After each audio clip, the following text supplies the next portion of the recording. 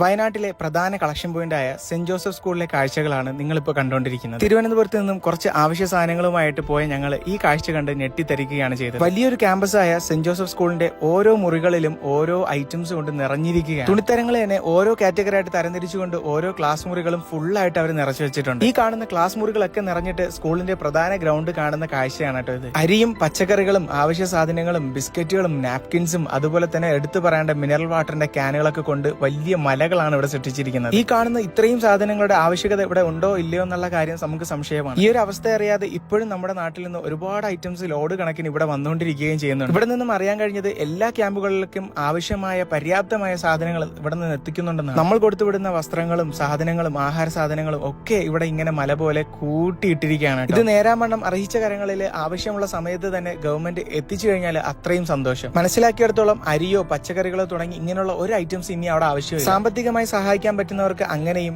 ഇനി വീടുകൾ നഷ്ടപ്പെട്ട ആൾക്കാർക്ക് പുതിയ വീടുണ്ടാക്കി കൊടുത്തു കഴിഞ്ഞാൽ അതിലേക്ക് വേണ്ട ഫർണിച്ചറുകളോ അതുപോലുള്ള ഐറ്റംസോ മാത്രമാണ് ഇനി നമുക്ക് അവിടെ ആവശ്യമായിട്ടുള്ളത്. ഓരോ ക്യാമ്പുകൾക്കും വേണ്ട സാധനങ്ങളാണ് അവിടെ നിരത്തി വെച്ചിരിക്കുന്നത്. മാത്രമല്ല ഇപ്പൊ തമിഴ്നാട്ടിൽ നിന്ന് പോലും അവിടെ സാധനങ്ങൾ ഒരുപാട് വന്നുകൊണ്ടിരിക്കുകയാണ്.